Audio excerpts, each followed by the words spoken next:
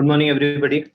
जेसी Livermore, Richard Wyckoff, Nicholas Towers और William O'Neil, इन चार नाम को दुनिया जानती है। इन चार ट्रेडर्स ने एक ऐसे सिस्टम की नींव रखी थी जिससे हमें मिले डैन जैंगर, जिनने 18,000% रिटर्न कमाया। मार्क मिनर्विनी 2 बार के यूएस इन्वेस्टिंग चैंपियन रहे। Ryan Pierpoint, top performer US investing champion, जिनने 1551% कंपाउंडेड रिटर्न जनरेट किया। Matt Caruso US investing champion रहे 346% रिटर्न के साथ। ओलिवर केल 941% रिटर्न, ये भी यूएस इन्वेस्टिंग चैंपियन रहे। इन सब में एक चीज कॉमन है और वो है कि ये सब मोमेंटम स्टॉक्स ट्रेड करते हैं। नमस्कार, मेरा नाम अंशुल जैन है और मैं आप सभी का स्वागत करता हूं लक्ष्मी श्री वेबिनार सीरीज में। और आज का वेबिनार किसी रेगुलर वेबिनार की तरह नहीं है। हमने एक नई श्रृंखला शुरू की है जिसमें हम इंडियन मार्केट के विजर्ड्स को इनवाइट करते हैं कि वो हमारी ऑडियंस के साथ अपने एक्सपीरियंस शेयर करे और उनका ज्ञानवर्धन करे। इस श्रृंखला में हमारे पहले गेस्ट हैं जी बिजनेस के स्टार पैनल के एलाइट मेंबर, जिनको आप सभी वागले के वंडर में जी बिजनेस पे देखते हैं, मिस्टर संदीप वागले। संदीप जी आज हमें मोमेंटम आइडेंटिफिकेशन करना सिखाएंगे और मोमेंटम को प्रॉफिट में कैसे कन्वर्ट करना है, ये उनसे अच्छा आज इंडियन मार्केट में और कोई नहीं सिखा सकता है। तो आज संदीप जी हमारे साथ अपना एक्सपीरियंस शेयर करेंगे। संदीप जी, मैं आपका स्वागत करता हूं। और स्टॉक्स में मोमेंटम कैसे आइडेंटिफाई करना है, इसको जानने से पहले हम एक बार एक छोटा सा आपका ब्रीफ जर्नी जानना चाहेंगे कि आपको 25 साल हो गया इंडियन स्टॉक मार्केट में। हम सब तो अभी नए हैं, जिनको 8-10 साल, कुछ लोगों को तो शायद 2 ही 3 साल हुआ है, लेकिन आपने 25 साल में बुल बेयर मार्केट के कम से कम 3 से ज्यादा साइकिल देखे हैं। तो एक बार आपकी जर्नी स्टार्टिंग से हम एक बार 2 मिनट के लिए सुनना चाहेंगे कि कैसे आपने स्टार्ट किया और आज इतने सक्सेसफुल मुकाम पे आप कैसे पहुंचे। तो over to you Sandeep ji. Thank you Anshul ji. Thank you sir. लेकिन मैं पूरी कोशिश करूंगा कि हमारे व्यूअर्स को के साथ ऐसा कुछ शेयर करें जिससे मुझे पर्सनली बहुत बेनिफिट हुआ है। रही बात मैंने शुरुआत कैसे की, इसके 1-2-3 मिनट पहले लेता हूँ। मेरी शुरुआत एब्सोल्युटली लेमैन की तरह हुई। बहुत ही यंग एज में मैं जॉब करने लगा और कुछ थोड़े बहुत सेविंग्स थे। तो जैसे इंडिया में 2 चीजें हैं जिससे आप दूर नहीं रह सकते, एक है क्रिकेट, दूसरा है स्टॉक मार्केट। मैं भी बहुत ही अर्ली एज में थोड़े से सेविंग्स के साथ, थोड़े बोरोड फंड्स के साथ स्टॉक मार्केट में विदाउट नॉलेज मैंने एंट्री की। और जैसे ज्यादातर लोगों का होता है, मैंने 2 या 3 बार मैंने पूरा कैपिटल खो दिया। ये तब की बात है जब मैं कोई टूल्स फॉलो नहीं करता था, कोई एनालिसिस नहीं करता था, सिर्फ टिप्स पे या हियर से मैं काम करता था। और करते करते मैं ये मुकाम पे पहुंच गया कि मुझे कुछ ऑर्गेनाइज मेथोडोलॉजी से करना है। और 1995 में मैंने टेक्निकल एनालिसिस की शुरुआत की, जिसको अभी लगभग 27 साल हो गए। और उसने मेरा लाइफ चेंज किया। और ये जो मैंने सीखा है मार्केट से, और अभी आज मैं जो आपके सामने हूँ स्टॉक मार्केट प्रोफेशनल, ये पूरे मेरे टेक्निकल एनालिसिस के स्टडी से कहिए या जो भी मैंने, जो मुझे मार्केट ने जो भी सिखाया है कंबाइनिंग टेक्निकल्स, ये मैं आपके साथ शेयर करने की कोशिश करूंगा। तो अगले आधे पौने घंटे में मैं ये कोशिश करूं कि मैंने बहुत सारे, मतलब अभी तक मैंने 1.5 लाख लोगों को ट्रेन किया है, सेमिनार्स किए, टीवी पे आता हूं। मैं कोशिश ये करता हूं कि मैं कैसे लगता हूं या मैं क्या सुनता हूं, सुनने में वागले जी बहुत अच्छे लगते हैं, ये पर्पज नहीं है। आपको ये सेमिनार से कुछ ना कुछ प्रैक्टिकल यूज के लिए लेके जाना है, ये मेरी कोशिश होगी। और आज भी मैं यही कोशिश करूंगा कि मैं जो टूल ने मुझे सबसे ज्यादा बेनिफिट दिया, मैं आज भी वो टूल सारे टाइम फ्रेम्स में, कहिए इन्वेस्टर हो या शॉर्ट टर्म ट्रेडर हो या डे ट्रेडर हो, मैं ये एक्सटेंसिवली यूज करता हूँ। तो वो आपके साथ वो technique rather than just calling it a tool मैं शेयर करूं, ये मेरी कोशिश रहेगी। और पहले तो मैं डिस्क्लोजर या डिस्क्लेमर के साथ शुरुआत करता हूं, जो सभी के से मैंडेटरी है। इसको आप प्लीज जरा पढ़ लीजिए। चलिए शुरुआत करते हैं। पहले तो मेरा सबसे इंपॉर्टेंट, सबसे पहले एक सवाल है कि ज्यादातर लोग ये कहते हैं कि स्टॉक मार्केट में बहुत रिस्क है, हाई रिस्क है, स्टॉक मार्केट में जाना चाहिए नहीं जाना चाहिए। मतलब 15-20 साल 25 साल पहले तो लोग स्टॉक मार्केट के लोगों से दूर रहते थे। आज भी मैं देखता हूं कि कुछ, अरे आप स्टॉक मार्केट में हो रहे, अच्छा ठीक है, बैंक लोन नहीं देती, ऐसे सारे बहुत केसेस है। अगर आपको घर लेना है तो अच्छा स्टॉक मार्केट है तो ये बैंड कैटेगरी है, ऐसे आज भी होता है। पहला ये सवाल है कि is there high risk in the stock market, इसका मैं जवाब सबसे एंड में दूंगा। आपके माइंड में जो भी आंसर है आप रेडी रखिए, मेरा इसका आंसर सबसे एंड में आएगा।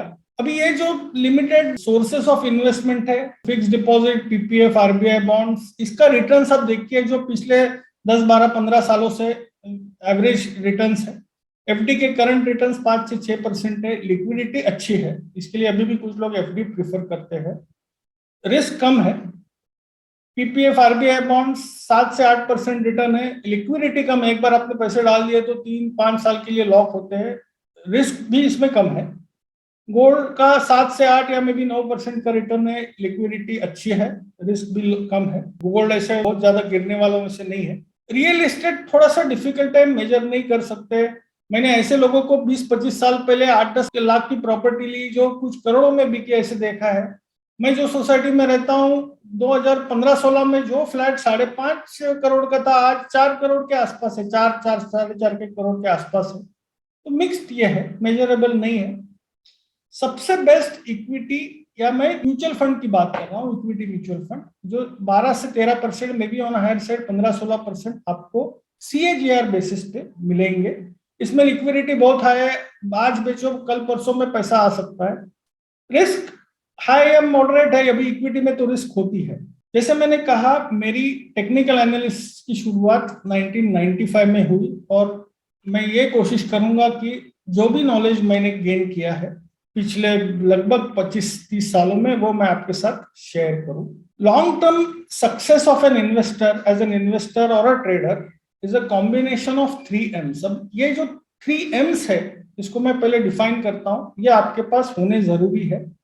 मोमेंटम इंडिकेटर जो मैं आज आपके साथ शेयर करूंगा, उसके साथ आपको मनी मैनेजमेंट टेक्निक समझना जरूरी है, कितनी रिस्क कभी लेनी चाहिए, स्टॉप लॉसेस क्या होने चाहिए, कभी मूव राइड करनी चाहिए, ये सारी चीजें मनी मैनेजमेंट में आता है। तीसरा है माइंड मैनेजमेंट। मैंने बहुत सारे एनालिस्ट देखे हैं, टेक्निकल हो, डेरिवेटिव हो, फंडामेंटल हो, मतलब पिछले 15, 20, 25 सालों में मेरा जो एक्सपीरियंस है वो शेयर कर रहा हूँ, और उनके कॉल भी बहुत अच्छे होते हैं। मतलब बहुत सारे एनालिस्ट ने, मैंने ऐसे स्टॉक्स देखे जो 100-150 में स्टॉक आइडेंटिफाई किया, वो अगले 2, 3, 4, 5 सालों में 4 गुना 5 गुना ऐसे भी हुआ है। लेकिन आप वो एनालिस्ट को पूछो कि बॉस क्या आपने वो स्टॉक्स लिए हैं, तो ही डजंट हैव एन आंसर, या उसने नहीं लिए, या लिए होंगे 100 में और 150 में बेच दिए अगले 3-4 महीनों में। तो क्या वो एनालिस्ट को कॉन्फिडेंस नहीं है? मैं ये कहूंगा माइंड मैनेजमेंट में वो कम है, he doesn't have the mind to manage the trade, ये सबसे इंपॉर्टेंट है। बहुत सारे ट्रेडर्स ऐसे होते हैं जो खुद एनालिसिस नहीं करते, बट उनको ये समझ में आता है कि किसको फॉलो करके कैसे मूव राइड करनी है, जिसको हम माइंड मैनेजमेंट कहते हैं। और माइंड मैनेजमेंट, अगर आपका माइंड सही नहीं हुआ एज ए ट्रेडर और एज इन्वेस्टर, आप कभी भी बड़ी मूव राइड नहीं कर पाओगे।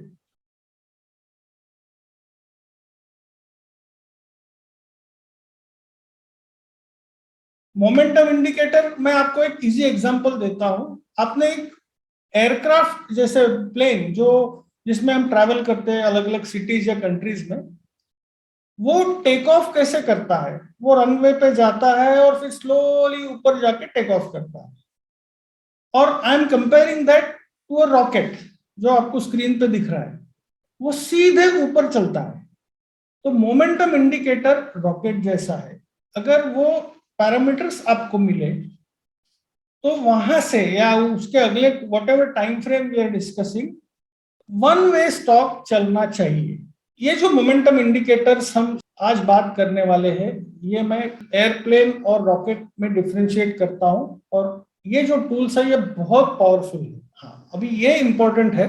एक 100 मीटर की ओलंपिक्स में रेस होती है, 100 मीटर रनिंग में, जिसमें 20-25 लोग एक साथ भागते हैं। सारे टारगेट तक पहुंचते हैं, सारे डेस्टिनेशन तक पहुंचते हैं, बट हमको याद कौन रहता है? जो पहला या दूसरा आया। अभी मेरे लास्ट 30-40 सालों के मैं जो भी ट्रैक करता हूँ स्पोर्ट्स में, तो मेरे को एक ही नाम या एक या दो नाम याद आते हैं। जो पहला या दूसरा आया है वो है कार्ल लुइस या मे बी बेन जॉनसन। तो ये जो टूल्स है, ये अगर आप यूज करेंगे तो आप ये वाले मोमेंटम को पकड़ पाएंगे। बाकी जो 20 लोग भागते हैं उसमें से हमको पहले 2 पकड़ने हैं। सारे स्टॉक अच्छे अगर फंडामेंटल्स के साथ आप स्टॉक ट्रैक करोगे वो ऊपर जाएंगे, लेकिन एक स्टॉक 3 साल में 25-30% रिटर्न देना या 50% रिटर्न देना और 1.5 साल में एक स्टॉक 3 गुना जाना, 1.5 या 2 साल में, वो जो फर्क है वो ये मोमेंटम टूल्स या मोमेंटम स्टॉक्स या मोमेंटम टेक्निक्स जो मैं आज बात करने वाला हूं ये आपको दे सकता है। 3 पॉइंट फॉर्मूला है मोमेंटम स्टॉक्स आइडेंटिफाई करने के लिए। सबसे पहले आपको स्टॉक में प्राइस ब्रेकआउट आइडेंटिफाई करना है। प्राइस ब्रेकआउट का मतलब एक बड़ी वाली ग्रीन कैंडल, अब जब मैं चार्ट्स पे जाऊंगा तो आपको ये पता होगा ग्रीन कैंडल मतलब बुलिश होती है, बाइंग ज्यादा होती है और प्राइस क्लोजिंग हायर साइड पे होती है। रेड कैंडल मतलब बेरिश होती है। तो प्राइस ब्रेकआउट आपको मतलब प्राइस बढ़ना चाहिए और उसमें वॉल्यूम्स के साथ बढ़ना चाहिए, जिसको हम वॉल्यूम ब्रेकआउट कहते हैं। और ये जो ब्रेकआउट होता है प्राइस और वॉल्यूम, ये अगर सही जगह पर होगा तो ही हमको वो मूव मिलती है। आरएसआई इसके लिए एक आइडियल टूल है। आरएसआई का फुल फॉर्म है रिलेटिव स्ट्रेंथ इंडेक्स या इंडिकेटर। ये हमको ये बताता है कि ये स्टॉक स्ट्रॉन्ग हैंड्स में जा रहा है या वीक हैंड्स में जा रहा है, एक्यूमुलेशन हो रहा है या डिस्ट्रीब्यूशन हो रहा है, क्योंकि प्राइस और वॉल्यूम डिस्ट्रीब्यूशन में भी हाई होते हैं। तो ये जो 3 चीजों का कॉम्बिनेशन में आगे चलकर बताऊंगा, ये तीनों होना जरूरी है। और अगर ये तीनों जो मैं बता रहा हूं वो वैसे के वैसे नहीं है तो हमको ट्रेड लेना नहीं है। ये आप क्लियर कट ध्यान रखिए। मैं आपको वापस रिपीट करता हूं, ग्रीन वाली कैंडल होनी चाहिए, उसके साथ हाई वॉल्यूम्स होने चाहिए। अभी हाई वॉल्यूम्स में मैं क्या करता हूँ, पिछले 30 कैंडल के एवरेज लेता हूँ, उससे डबल 2.5 गुना होगा तो that is for me high volumes. अगर फ्रंटलाइन स्टॉक है तो even 2 Guna volumes is considered high volumes. Mid cap में कभी कभार 3 गुना 4 गुना ज्यादा वॉल्यूम्स भी होते हैं। आरएसआई जो है ये एक ऐसी लाइन है जो प्राइस के साथ, मैं आगे चलकर आपको दिखाऊंगा, ऐसी लाइन है जो प्राइस के साथ ड्रॉ की होती है। वो 0 to 100 में लाइन होती है। जब आरएसआई 50 के ऊपर जाता है तो प्राइस स्टॉक में या प्राइसेस में स्ट्रेंथ होती है। तो जब आरएसआई 50 के ऊपर जाता है मेरे रडार पर वही स्टॉक आता है जो आरएसआई 50 के ऊपर है। अगर आरएसआई, कुछ लोग बोलते हैं आरएसआई 30 आता है आपको सस्ते में मिलेगा, बिल्कुल सस्ते में मिल सकता है, मैं ना नहीं कहता, लेकिन आपको टाइम वाइज वो स्टॉक बहुत परेशान कर सकता है। तो मैं as an investor with 1 to 3 year view, 3 साल के व्यू के लिए मैं मंथली चार्ट्स की बात करूंगा। और आरएसआई जब 50 के ऊपर जाता है और उसके ऊपर टिके रहता है, मेरे लिए आइडियल एंट्री पॉइंट है। और फिर मैं प्राइस और वॉल्यूम का कॉम्बिनेशन देखूंगा। अभी हम एग्जांपल्स देखेंगे। केस स्टडीज में मैंने 3 टाइम फ्रेम्स के केसेस लिए हैं, जो लॉन्ग, मीडियम, शॉर्ट, और ये स्टॉक्स हमने ज्यादातर ये एक्चुअली स्पॉट किए, आइडेंटिफाई किए हैं। अभी कुछ लोगों ने राइड किया है, कुछ लोगों को पार्ट प्रॉफिट्स मिला है। और मैं जो भी टेक्निक्स की बात करूंगा, मैं पहले तो ये डिस्क्लोजर या डिस्क्लेमर मैंने पहले भी दिया है, आपका या मेरा स्ट्राइक रेट 50% ही है। मतलब अगर आप 10 स्पॉट करोगे तो उसमें से 5 सही जाएंगे, 5 गलत हो सकते हैं। इसके लिए स्टॉप लॉस रखना जरूरी है। अभी हमको क्या करना है, देखिए आरएसआई जब 50 के ऊपर, अभी सबसे नीचे आरएसआई है, राइट साइड में उसकी लेवल 50 है जो दिख रही है, और ये डॉटेड लाइन है वो 50 की लेवल दिख रही है आपको। तो जहां पर मैंने कर्सर रखा है यहां पर बड़ी वाली ग्रीन कैंडल है, देखो जो एरो दिखा रहा है आपको, ये सर्कल किया है। अभी वॉल्यूम्स है, ये वॉल्यूम्स पिछले एवरेज जो व्हाइट लाइन है वॉल्यूम्स पे, उससे 2 से 2.5 गुना है, और या में भी 2.5 से 3 गुना है आसपास। और आरएसआई जैसे मैंने कहा 50 के ऊपर है। तो अगर ये होता है और आरएसआई 50 और 60 या maybe even 50 to 65 range में आरएसआई है, इसका मतलब strong hands are getting into the stock. और वो वहां से, अभी ये मंथली चार्ट है तो ऑब्वियसली आपको अगले कुछ दिनों में रिजल्ट नहीं मिलेगा, लेकिन अगले 6 से 8 महीने, 1 साल, ये व्यू जैसे 1 से 3 साल के लिए है, एक कैंडल 1 महीने की। सन फार्मा में 30 अप्रैल को 450 के रेंज में ये स्टॉक, ये सेटअप इसने दिया, ये ट्रेड सेटअप दिया। फिर वो 480, 520, 430 ये रेंज में घूमता रहा। अगले 1-2 महीने तक वो साइडवेज रहा। इनफैक्ट एक मुंह आई, फिर वापस करेक्टिव मुंह आई, लेकिन वो 450 के नीचे नहीं गया। और उसके बाद जो रॉकेट चालू हो गया, ये देखिए 450 से सीधे 950, 1.5 साल में, 1.25 साल में। तो ऐसे पैटर्न्स आपको अगर मिलते हैं और कहीं पे भी वो होने के बाद उसने लोअर टॉप नहीं बनाया। अभी आप अगर स्विंग लो को पकड़ सकते हैं, इसमें एक आध कैंडल नेगेटिव हो सकती है, ब्लैक हो सकती है, 2 या 3 हो सकते हैं, बट जहां से वो निकला है हर स्विंग लो को उसने रिस्पेक्ट किया है। अभी लेटेस्ट स्विंग लो मेरे हिसाब से लगभग 800 के आसपास है, 780 से 800। तो उसका नीचे जाएगा तो मेरे लिए ये स्टॉक वीक माना जाएगा। मेरा मानना है ये स्टॉक 1200 तक अभी भी जा सकता है। ये इतने करेक्टिव माहौल में भी मैं कॉन्फिडेंट हूँ कि ये स्टॉक 1200 तक जाएगा। हाँ, 960, 980 जाके या 950 जाके या 850 तक आ सकता है, या 860 जो भी बॉटम है। मेरे हिसाब से कल वापस ये ऊपर ही गया था, तो ये ट्रेंड अभी भी बरकरार है। सेम पैरामीटर्स सिप्ला में हुए थे 30 अप्रैल 2020। ये जो अपना कोविड का जो प्रॉब्लम हुआ था फेब मार्च में, उसके बाद जो बॉटम हुआ, सबसे पहले फार्मा स्टॉक चलने लगे। और ये देखो आप, प्राइस, वॉल्यूम और आरएसआई, 50 के ऊपर आरएसआई निकला, बड़ी वाली ग्रीन कैंडल। वॉल्यूम्स तो सिप्ला में तो 3 गुना से भी ज्यादा थे। और फिर ये रॉकेट की तरह जो निकला, लगभग 590 से लेकर 1060 या जो भी 1080 जो भी टॉप इसने बनाया अगले 1.5 से 2 सालों में। ये हमारा आज तक का बेस्ट स्टॉक आइडेंटिफिकेशन है। मैं ये नहीं कहता कि पूरी मुंह लोगों को मिली है, लेकिन हमने ये स्टॉक आइडेंटिफाई किया है 470 में, बालाजी अमाइंस।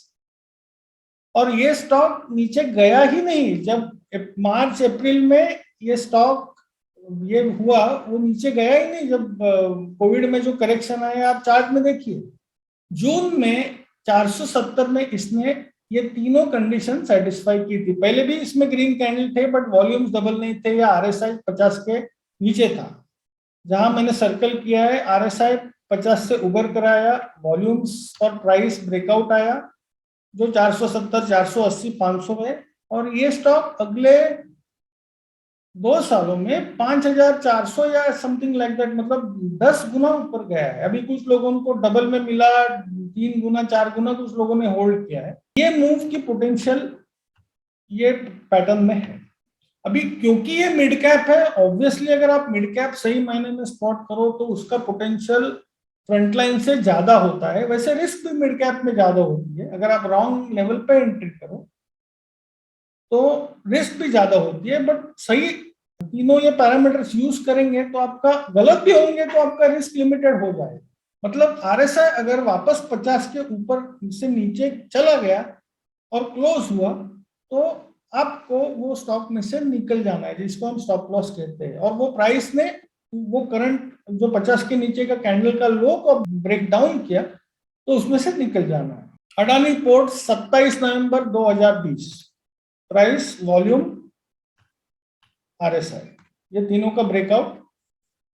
409 से ये स्टॉक लगभग 880, 890 तक गया है अगले 1.5 सालों में।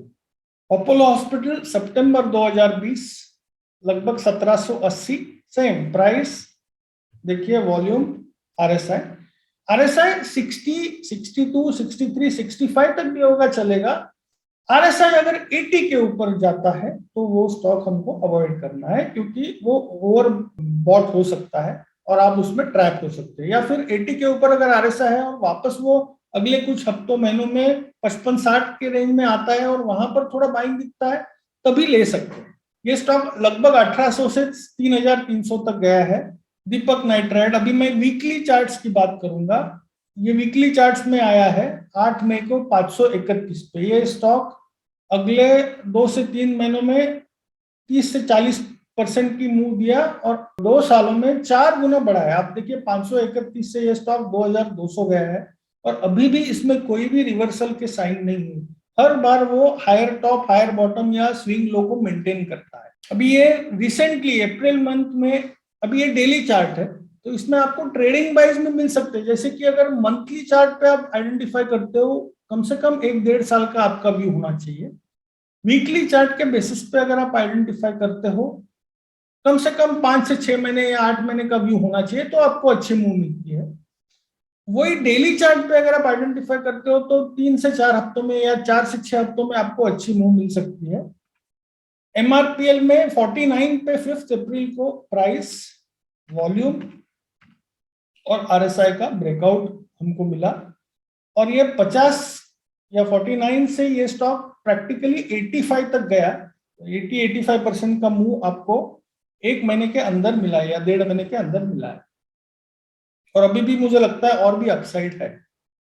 सुप्रीम पेट्रो, अगेन ये डेली चार्ट्स के बेसिस पे आइडेंटिफाई किया था, 732 का 2-3 हफ्ते में या 1 महीने में 30% के रिटर्न है, 1000 के ऊपर गया है। टाटा पावर 29 सितंबर 21 151 प्राइस ब्रेकआउट, वॉल्यूम ब्रेकआउट और आरएसआई ब्रेकआउट। वो 151 से 100 रुपए की 110 रुपए की मूव अगले मेरे हिसाब से 1 महीने के अंदर आ गई है। ये जो टेक्निक की मैं बात कर रहा हूं, जैसे मैंने 3 चीजें दिखाई, green candle, volume candle, price, volume और आरएसआई, जिसको मैं पीवीआर टेक्निक कहता हूं, और आरएसआई 50 और 60 या 50-65 रेंज में होना चाहिए। क्या ये टेक्निक इंट्राडे में चलेगा? क्योंकि अब यहाँ पर आजकल सबसे ज्यादा इंट्राडे में लोगों को ट्रेड करना है। अभी सबसे इंपॉर्टेंट चीज ये है कि आपको इन्वेस्टर होना है, पोजीशन ट्रेडर होना है या डे ट्रेडर होना है। ये ज्यादातर लोगों में कंफ्यूजन रहती है। पहले आपको वो क्लैरिटी होनी चाहिए। मेरा ये क्लियर ओपिनियन है कि आपको, लोग ट्रेडिंग करते हैं, आपके दोस्त ट्रेडिंग करते हैं, इसके लिए आपको ट्रेडिंग नहीं करना है। अगर आपके पास वो टाइम है, इंक्लिनेशन है, कैपेसिटी है, फाइनेंशियल स्ट्रेंथ है, तो ही आप ट्रेडिंग करिए। अदरवाइज इन्वेस्टर बनिए, इन्वेस्टर बने रहिए। सिर्फ इन्वेस्टर भी बने रहेंगे, लॉन्ग टर्म वेल्थ क्रिएट होती है। इनफैक्ट मैं ये मानता हूं, मैं आपके साथ एक long term wealth generation strategy आगे चलकर डिस्कस करने वाला हूं अगले 10 मिनट में। वो अगर आप करेंगे तो भी आप अच्छे खासे मतलब प्रॉफिट से जो वेल्थ जनरेट कर पाएंगे। मेरा ये मानना है कि long term investors wealth generate करते हैं, ट्रेडर्स प्रॉफिट कमाते हैं या लॉस होता है। मतलब नेट टू नेट अगर आप सही फॉलो करोगे तो प्रॉफिट होता है, बट लंबी वेल्थ या जनरेशन जिसको बोलते हैं वो इन्वेस्टर ही करता है। तो बी क्लियर कि इन्वेस्टर तो आपको होना ही है, आपको चॉइस ही नहीं है। क्योंकि आपको 4 और 5% रिटर्न जो बाकी के टूल्स देते हैं, उससे कई ज्यादा स्टॉक मार्केट अपॉर्चुनिटी देता है। हाँ, पोजीशन ट्रेडर आपको बनना है तो आपको कुछ बेसिक ट्रेनिंग लेना है, डेरिवेटिव ट्रेनिंग लेना है, टेक्निकल एनालिसिस समझना है, चार्ट समझने हैं, और फिर एंट्री करनी है। आपको अगर क्रिकेट खेलना है तो आपको हेलमेट, पैड, गार्ड वो सब पहनना पड़ेगा, ऐसे ही जाके आप बैटिंग नहीं कर सकते। मेरे हिसाब से डे ट्रेडर वो है जो दिन में फुल टाइम होता है एक तो, और वो छोटे छोटे मूव्स पकड़ता है, 1%, 2%, 3%, आधा परसेंट जो भी है। अगर आप फुल टाइम मार्केट में नहीं है तो डे ट्रेडिंग आपके लिए नहीं है। और दूसरे लोग करते हैं, वो पैसे कमाते हैं, ऐसे सुन के आप डे ट्रेडिंग मत करिए। अपने को सूट करता है तो ही डे ट्रेडिंग करिए। अभी ज्यादातर लोग, मेरे बहुत सारे क्लाइंट हैं जो कई जॉब करते हैं या खुद के बिजनेस में है, तो मैं उनको बोलता हूँ डे ट्रेडिंग मत करो, क्योंकि आपको स्क्रीन के सामने होना जरूरी है। अगर आप नहीं है तो आप डे ट्रेडर नहीं बन सकते। मेरे हिसाब से लॉन्ग टर्म इन्वेस्टर अगर आप हो, जो आपको होना ही चाहिए, आपका टाइम फ्रेम 1 से 3 साल का होना चाहिए।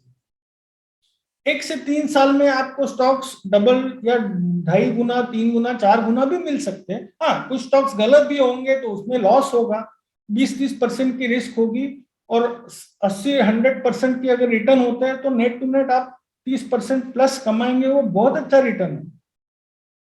मीडियम टर्म वो है 6 महीने, 7 महीने, 8 महीने, जो एक मूव आई, जैसे कि सन फार्मा हमारे 450 का बुकिंग एंट्री है, 950 में एक बार बुक किया, अभी करेक्शन के लिए वेट कर रहे हैं, वापस 750 आया, वापस एंटर करेंगे, something like that. So you have a longer perspective and you play with in that, small move with in that.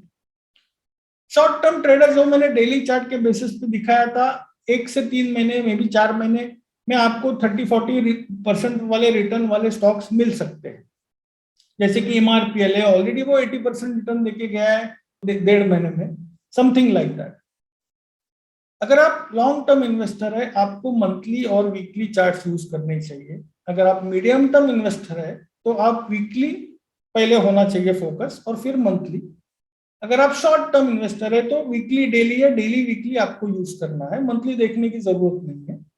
अगर आप ट्रेडर है, पोजीशन ट्रेडर है जो 1 महीने का व्यू लेता है, उसमें डेली वीकली या मे बी 120 मिनट्स का भी चार्ट यूज कर सकते हैं। शॉर्ट टर्म ट्रेडर है जो 4 से 6 दिन, 1.5 हफ्ते का व्यू लेता है, 8 से 10 दिन, उसमें 1 घंटा 2 घंटा और डेली चार्ट यूज करने चाहिए। और आप डे ट्रेडर है जो 1% के लिए, 2% के लिए, आउटर साइड 3% के लिए प्ले करते हैं, 1 से 3 घंटे का व्यू होता है, कभी कभी मूव 15-15 मिनट में आपको रिटर्न्स मिल जाते हैं, रिस्क भी होती है ऑब्वियसली।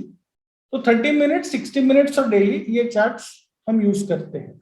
अभी जो मैं कहने वाला हूं ये मैं लगभग 15 से 18 सालों से प्रैक्टिस कर रहा हूं और 2004-5 से लेकर अब तक मैं टीवी चैनल पे, मुझे सौभाग्य मेरा है कि मैं फ्रंट लाइन चैनल्स पे मुझे रहने की अपॉर्चुनिटी मिली। 2010 से तो मैं प्राइम शोज में था।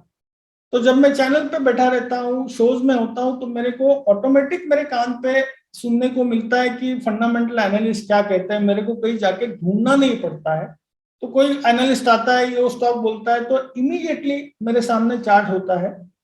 ये जो प्रोसेस है मैं जो करते आया हूँ उसका मुझे बहुत ज्यादा बेनिफिट मिला है, वो मैं आपके साथ शेयर कर सकता हूँ। आप टीवी चैनल पे नहीं है लेकिन आप टीवी चैनल देखते होंगे।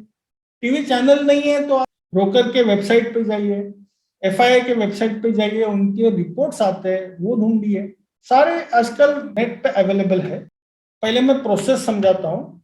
List stocks with strong fundamentals. अभी फंडामेंटल एनालिस्ट जो बोल रहा है उसने उसका रिसर्च ऑलरेडी किया है। तो strong fundamentals based on FIIs, broking houses और एनालिस्ट रिकमेंडेशन। अभी RSI देखिए, मंथली RSI देखिए, क्योंकि वो लॉन्ग टर्म के लिए बोल रहा है। कोई भी फंडामेंटल एनालिस्ट 1 दिन, 2 दिन, 5 दिन, 1 महीने के लिए नहीं बोलता, वो हमेशा 1 से 3 साल के लिए बोलता है। ध्यान रखिए वो क्या टाइम फ्रेम के लिए बोल रहा है। लॉन्ग टर्म है तो मंथली RSI देखिए, उसका प्लेसमेंट देखिए। अगर RSI 80 के ऊपर है आपको स्टॉक को लेना नहीं है, मतलब वो स्टॉक सही होगा लेकिन टाइमिंग गलत है। RSI 55, 60, 65 के रेंज में है और वॉल्यूम बढ़ने लगे तो समझ लीजिए कि यहाँ पर या थोड़ी सी करेक्शन पे ये स्टॉक लेना है। और यहां से ये स्टॉक डबल, देखो ऊपर कितना जाता है ये मुझे नहीं पता, एंट्री सही है या नहीं ये मैं बोल सकता हूं। और आपको अगर 1, 1.5, 2 साल के व्यू से लेना है तो कोई फर्क नहीं पड़ता है, 5, 10, 15% का करेक्टिव होता है, ऐड करिए। List stocks with strong fundamentals based on research reports of FIIs, broking houses और एनालिस्ट रिकमेंडेशन। RSI का प्लेसमेंट देखिए, जो मैंने कहा RSI 50 के नीचे से 50 के ऊपर जाता है वो आइडियल एंट्री है। 55 हो, 60 हो और उधर वॉल्यूम बढ़ते तो ज्यादा बेटर है। अगर 80 के 85 के आसपास है तो बिल्कुल भी टच नहीं करना है, वेट करना है कि वो लेवल पे आए। अगर नहीं आता है और पहले ही 85 चले जाता है तो वो स्टॉक छोड़ देना है, मतलब वो मिस हो गया। आपने 55 पे एंट्री की, 55 से लेकर 85 तक या मे बी 80 to 85 के रेंज तक जब तक RSI नहीं जाता है आप बने रहेंगे। 55 से 80 मतलब लगभग एक 20-25 पॉइंट की जो रेंज है उसमें स्टॉक 2 से 3 गुना भी ऊपर जा सकता है। 10 पॉइंट 50 के ऊपर अगर RSI जाता है तो वो स्टॉक डबल होने का पोटेंशियल रखता है। कभी कभार एक साइकिल, जो मैं 3 साल का साइकिल पकड़ता हूं, 1 साल में 2-3 गुना जाता है, फिर वो 10, 20, 25% का करेक्ट करता है, फिर वापस दूसरा साइकिल चालू हो सकता है। तो अगर फंडामेंटली अच्छा स्टॉक है तो आप मानोगे नहीं, मैं मेरे कुछ अच्छे स्टॉक शेयर करूंगा एंड ऑफ द प्रेजेंटेशन में, कुछ रिकमेंडेशन भी शेयर करूंगा और एक मतलब जो मेरे लाइफ टाइम याद रहेंगे ऐसे स्टॉक जो मैंने स्पॉट किए हैं। कुछ क्लाइंट्स के मेरे पास आज भी वो स्टॉक्स है और क्या वेल्थ जनरेट होती है ये आपको इसका पता चलेगा। हाँ, 80-85 में मंथली RSI जाता है और निगेटिव डाइवर्जेंस होता है, negative divergence between RSI and price का मतलब है price higher top higher bottom बना रहा है और आरएसआई लोअर हाई बनाता है, मतलब प्राइस ऊपर चल रही है लेकिन आरएसआई ऊपर नहीं चल रहा है। अगर ये 80-85 के रेंज में होता है, समझ के चलिए मंथली चार्ट्स पे, तो अगले कुछ महीनों में, ऐसे नहीं कि आपको अभी के अभी बेचना है, 1-2 महीने में बेचेंगे, वहां से आपको 20-30% की करेक्शन मिलेगी ही मिलेगी। मेरा निफ्टी व्यू, अभी लोग बोल रहे हैं कि बॉस इतने पिछले 2-3 हफ्तों से इतना प्रॉब्लम है, मुझे तो ये अपॉर्चुनिटी दिखती है। क्यों? क्योंकि निफ्टी का आरएसआई अभी 57 पे है। बिल्कुल हो सकता है कि करंटली निफ्टी 15,800 या जो भी है, 700 जो भी है, और 500-700 पॉइंट गिर सकता है, मैं ना नहीं कहता। मेरे हिसाब से 15,000 15,500 बॉटम होना चाहिए। हाँ, ये मैं ये कह रहा हूं कि एक आध दिन खराब हो सकता है, लेकिन 15,000 से अच्छा खासा बाउंस हो सकता है। मुझे बहुत ज्यादा अपसाइड नहीं लगती। अभी जो 18,000 18,200 की टॉप बनी, ये एक साल तक 22-23 में 18,000 18,500 के ऊपर जाते हुए भी मुझे नहीं लगता। तो ये अगर आप अगले 1 साल 1.5 साल का व्यू लेंगे तो इंडिविजुअल स्टॉक अपॉर्चुनिटीज मिलेंगे, निफ्टी में बहुत बड़े अपॉर्चुनिटीज नहीं मिलेंगे। अभी 15 15.5 में बॉटम बनना चाहिए, ये मेरा मानना है, क्योंकि आरएसआई मंथली आरएसआई पिछले 25-30 सालों में जो मैंने देखा है,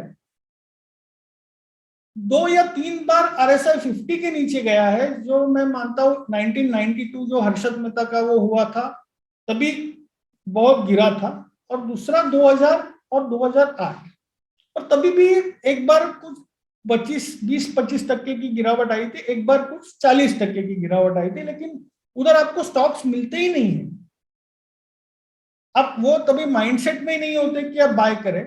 तो ये मेरे हिसाब से ये अपॉर्चुनिटी है अगले 6 महीनों में, अगर आप जो स्टॉक्स एक्यूमुलेट करेंगे। हाँ, आप ऑलरेडी आपके स्टॉक्स नीचे है, आपके पास पैसे नहीं है, ये हो सकता है, मैं ना नहीं कहता, बट लॉन्ग टर्म अपॉर्चुनिटी अभी जनरेट हो रही है। और शॉर्ट टर्म में आप कुछ एक्सपेक्ट मत करिए। आप अगर अगले 6 महीने में लेंगे तो 3 साल के बाद मेरा मानना है 2025 तक 27 से 30 हजार की निफ्टी हो सकती है, और मुझे निफ्टी 24-25 हजार के नीचे वो साल में जाते हुए नहीं दिखती।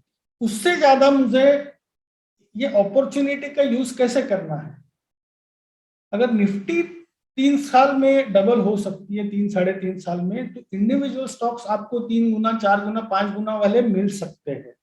ये अपॉर्चुनिटी है।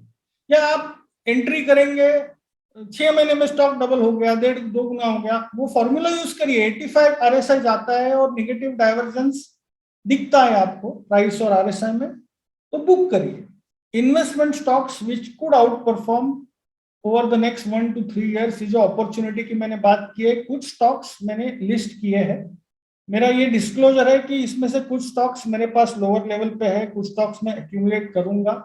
ये 5 स्टॉक्स है। आपको अगर लिखना है तो आप लिख सकते हैं, या मैं आपको ये पीपीटी भेज दूंगा इसके बाद, तो आपको लिखने की भी जरूरत नहीं है। टाटा मोटर्स, मेरा मानना है टाटा मोटर्स अगले 3 साल में 1,000 रुपए का स्टॉक हो सकता है। हमारे रडार पर 260 के आसपास आया है 262 में, अभी 400 है, हो सकता है 380-360 के लेवल ये करेक्शन में आ जाए। 321 का स्टॉप लॉस। अपसाइड में कैप नहीं करता, पता नहीं 1,000 होगा 1,200 होगा, वो आप आरएसआई का ये यूज करिए। हाँ, अगर आरएसआई 50 के नीचे क्लोज होता है और वो मंथ का लो ब्रेक होता है on a weekly closing basis, उसमें से आप निकल जाइए। एनएलसी का फुल फॉर्म है नेवल लिग्नाइट, 72 का भाव है, 70 to 66 एक करेक्टिव लेवल्स है जहां पर मुझे एंट्री अच्छी लगती है, 60 का स्टॉप लॉस। ये स्टॉक भी 125-150 तक जा सकता है। पूना वाला फिनकॉप 246 है, 230-210 ये राइट एंट्री प्राइस है करेक्टिव लेवल पे, 180 का स्टॉप लॉस। मेरे को लगता है यार 500-700 भी हो सकता है 2 से 3 साल में, इवन उससे भी ज्यादा हो सकता है। और ये सारे स्टॉक अच्छे एनालिस्ट ने, फंडामेंटल एनालिस्ट ने रिकमेंड किए। जैसे मैंने वो जो आपको बताया, मैं वो ढूंढते रहता हूँ, ये मेरे स्कैनर पर उनके बेसिस पे आए, तो किसी ने फंडामेंटल एनालिसिस किया है। टेक्निकली मेरे रडार पर ये लेवल पे मुझे अच्छे लगते हैं। विंडा कॉर्प 195, 185, 171 का स्टॉप लॉस, मुझे लगता है ये भी 400 के ऊपर जाना चाहिए 1 से 1.5 साल में। और रूपा 471 का भाव है, 460 430 बाइंग रेंज है, 390 का स्टॉप लॉस। मेरा मानना है ये स्टॉक यहाँ से भी डबल हो सकता है। अभी इसमें मंथली चार्ट है, ये 2 स्टॉक्स में मैंने लोगों को एग्जिट दिया था, और टेक्निक देखिए, आरएसआई ये जो 50 की लाइन है, जिधर मेरा कर्सर है वहां पर देखिए वो व्हाइट हो गया, उसके बाद मतलब ये लगभग 430 के आसपास हमारा एग्जिट था, 430 440 से लेकर 400 तक, और वो स्टॉक 13 रुपए तक आ गए।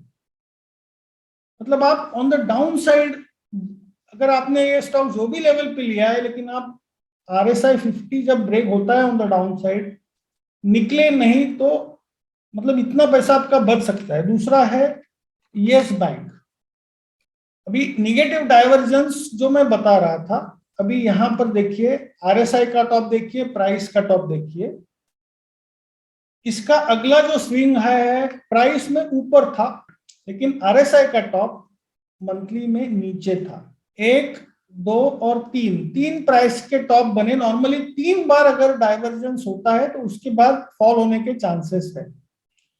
तो 1, 2, 3 प्राइस के टॉप बने, जो स्टॉक 1800 तक गया, आरएसआई लोअर टॉप बनते गया। तो आपको यहां पर नहीं 1800 नहीं, पर जब ये स्विंग लो ब्रेक किया जो 1400 1500, वहां पर तो निकल ही जाना चाहिए था। और वो स्टॉक जो भी लेवल था 1800 1400 जो लेवल पे आप निकले, मैंने तो लोगों को 900 800 में भी निकलवाया है, और वो लोग आज मुझे थैंक करते हैं। तभी बोल रहे थे अरे यार इतना गिरा, अभी क्यों निकलवा रहे हो, आधा हो गया। और वो स्टॉक 5 रुपए तक नीचे गया है। अभी एंट्री आरएसआई जब तक 50 के ऊपर जाता नहीं है सोचना ही नहीं है। तो मैंने ये जो सवाल का सबसे पहले पूछा था कि स्टॉक मार्केट में रिस्क है या होना रिस्की है, इसका जवाब मैं अभी दे देता हूं। हाँ, रिस्क है अगर आप स्टॉक मार्केट में इन्वेस्टेड नहीं है तो, क्योंकि ऐसी अपॉर्चुनिटी आपको कोई भी दूसरे माध्यम में नहीं मिलेगी। हाँ, अगर आप प्रॉपर एजुकेशन और ट्रेनिंग लेके ये करेंगे तो रिटर्न्स आर अनलिमिटेड। मैं ये नहीं कहता कि आप 10 में से 10 आपके, मैं वेरी क्लियरली ओपनली बोलता हूँ मेरा स्ट्राइक रेट सिर्फ 50% का है।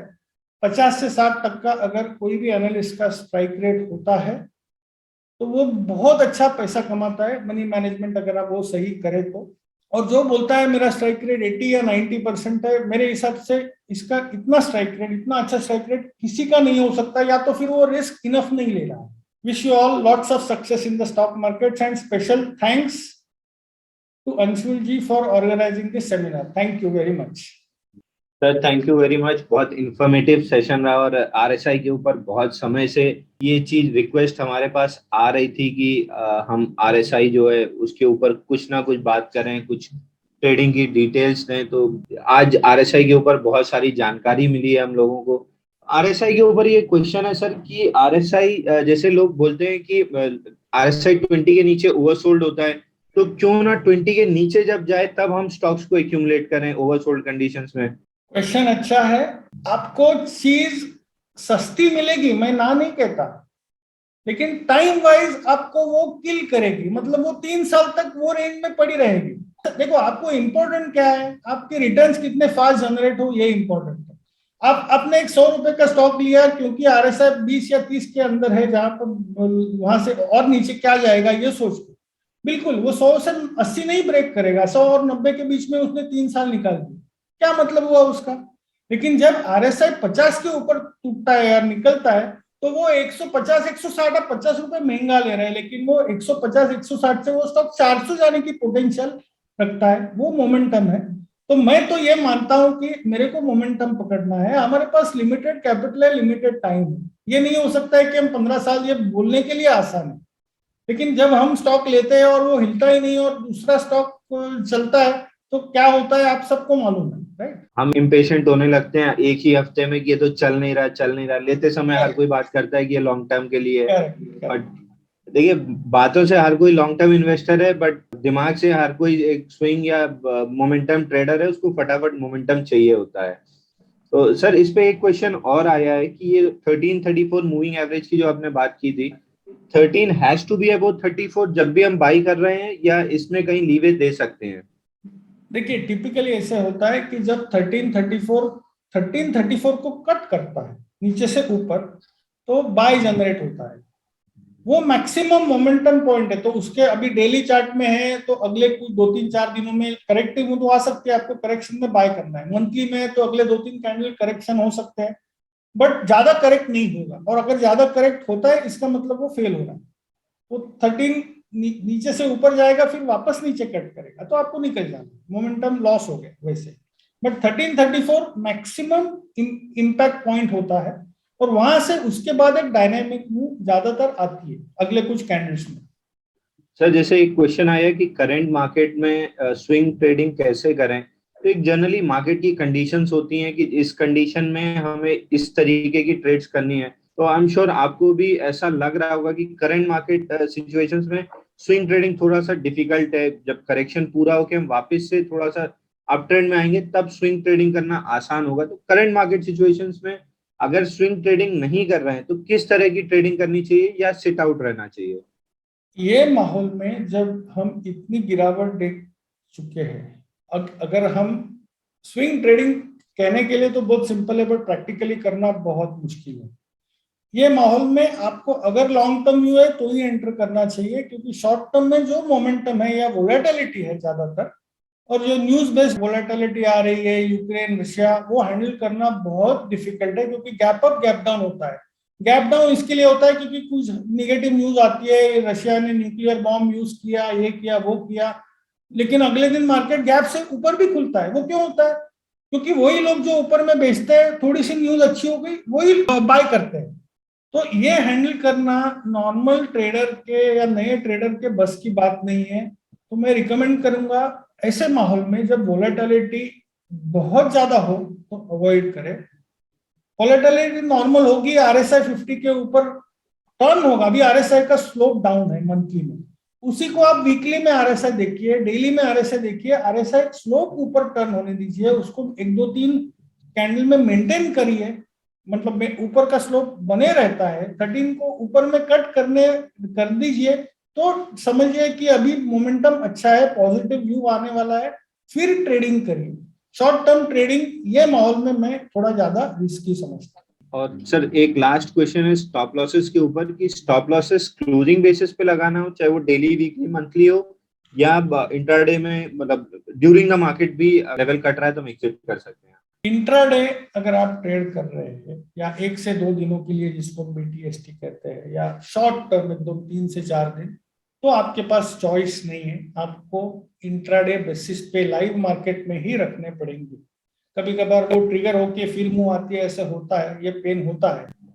लेकिन अगर आप जो मैंने मंथली टेक्निक बताया, जिधर हम लॉन्ग टर्म इन्वेस्टमेंट जिसमें हम 10-15-20% की रिस्क ले रहे हैं और कोशिश ये करते हैं कि 1-1.5-2 साल में स्टॉक डबल हो जाए, मतलब 80-100%, 1:4, 1:5 का रिस्क टू रिवॉर्ड के लिए प्ले करते हैं, तो उसमें आप आइडियली डेली या वीकली क्लोजिंग के बेसिस पे रखिए, क्योंकि बहुत बार इंट्रा डे में या इंट्रा वीक में नीचे आता है लेकिन एंड में वो वापस चले जाता है।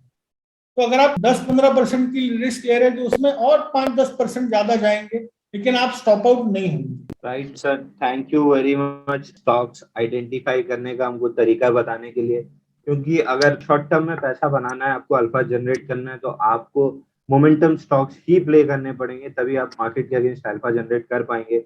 नहीं तो लॉन्ग टर्म इन्वेस्टमेंट और इन सब चीजों के लिए भाई फिर अगर या तो एफडी में डाल दीजिए या म्यूचुअल फंड में डाल दीजिए, एक 6 to 18% के बीच के रिटर्न सारे प्रोडक्ट्स दे सकते हैं, लेकिन उससे अगर ज्यादा अल्फा जनरेट करना है तो डायरेक्ट इन्वेस्टिंग और direct trading into momentum stocks करना ही पड़ेगा। और इसकी आइडेंटिफिकेशन सिखाने के लिए हम बहुत बहुत आपका धन्यवाद करेंगे सर।